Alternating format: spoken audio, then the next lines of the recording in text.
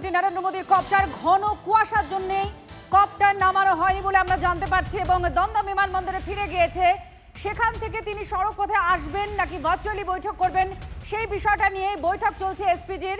এখনো পর্যন্ত আমরা যা খবর পেয়েছি সম্ভবত তিনি সড়ক পথেই তাহিরপুরে আসবেন জনসভায়, আর সেই দিকেই আমরা নজর রেখেছি। ঘন কুয়াশার জন্য তাহিরপুরে অবতরণ করতে পারেনি প্রধানমন্ত্রী কপ্টার। সড়ক পথে তাহিরপুরে সভাস্থলে যেতে পারেন প্রধানমন্ত্রী এমনই খবর পাওয়া যাচ্ছে। কিভাবে সড়ক পথে তাহিরপুরে যেতে পারেন প্রধানমন্ত্রী সেটা দেখছেন এসপিজির কর্তারা। তারা পুরো বিষয়টা, কারণ একটা বড় কনভয় যাবে, তার নিরাপত্তার বিষয় রয়েছে।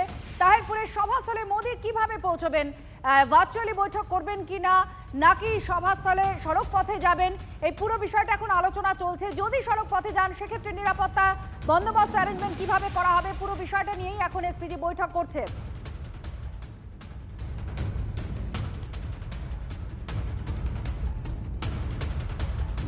আর তার পাশাপাশি এবার আপনাদের দেখায় যে বেলা বাড়লেও ঘন কুয়াশার চাদরে দক্ষিণবঙ্গ একদম ঢেকে রয়েছে।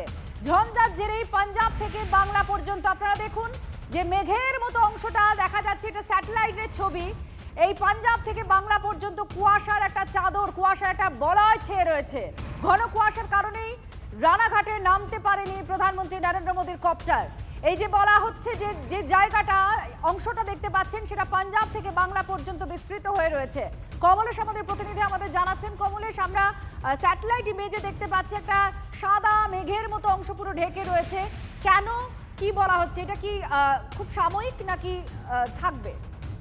দেখো, পশ্চিমী ঝঞ্ঝার আশায় বাতাসে প্রচুর পরিমাণে জলীয় বাষ্প ঢুকেছে এবং উত্তর ভারতে গত কদিন ধরেই ঘন কুয়াশা, যার জন্য উড়ান বাতিল হয়েছে। আজকেও দিল্লিতে অনেক উড়ান ওঠানামা করতে পারেনি। এবার আজকে প্রথমবার, এই মরশুমে প্রথমবার দিল্লির মতো এবারে উত্তর ভারতের যে কুয়াশা বলা হয় সেই কুয়াশার চাদর দক্ষিণবঙ্গকেও ঘিরে ফেলেছে। এমনকি দক্ষিণবঙ্গ পেরিয়ে বাংলাদেশ, উত্তর পূর্ব ভারতেও এই কুয়াশার দাপট রয়েছে এবং সাধারণত কুয়াশা সকালের দিকে হয় এবং আস্তে আস্তে বেলা বাড়লে কুয়াশা কেটে যায়। কিন্তু যেহেতু উত্তরে হাওয়ার দাপট খুব কম, সেই কারণে এই কুয়াশা কাটতে সময় নিচ্ছে এবং এখন 12:30 বাজে। এখনো দেখা যাচ্ছে যে দক্ষিণবঙ্গের একটা বড় অংশ, বিশেষ করে যদি আমি আজকে প্রধানমন্ত্রী সফরের কথা উল্লেখ করি, কলকাতা থেকে নদিয়ার দিকে যে রাস্তা, সেই রাস্তাতে এখনো ঘন কুয়াশা। ফলে সেই কারণেই হেলিকপ্টার ওঠা এবং নামা, দৃশ্যমানতা কম থাকায় হেলিকপ্টার ওঠানামা করতে সমস্যা হচ্ছে। এবং এই কুয়াশা কখন কাটবে, আদৌ আজকে কাটবে কিনা সেটা খুব একটা স্পষ্ট নয়। বাতাসের গতিবেগ না বাড়লে এই কুয়াশা আজকে সারাদিনই থেকে যেতে পারে। সেক্ষেত্রে দৃশ্যমানতা না কমলে, না ঠিক হলে, দৃশ্যমানতা যদি না বাড়ে, সেক্ষেত্রে হেলিকপ্টার ওঠানামা করতে সেটা অবশ্যই এসপিজি এবং প্রধানমন্ত্রী দপ্তরের সঙ্গে আবহাওয়া দপ্তরের কথা হচ্ছে। সেই অনুযায়ী ডিসিশন নেওয়া হবে যে এখান থেকে কপ্টার, কারণ কপ্টার শুধু উঠলে হবে না, কপ্টারকে কিন্তু নামতেও হবে। সেই নামার কথাটা মাথায় রেখে তবেই কপ্টার কোনো জায়গা থেকে ওড়ে। আজকেও সেটা দেখা হচ্ছে যে নদিয়াতে কপ্টার নামার মতো পরিস্থিতি আছে কিনা, সেই পরিস্থিতি দেখে তবেই এই কপ্টার কিন্তু দমদম থেকে উঠবে। আশ্রয়। ধন্যবাদ।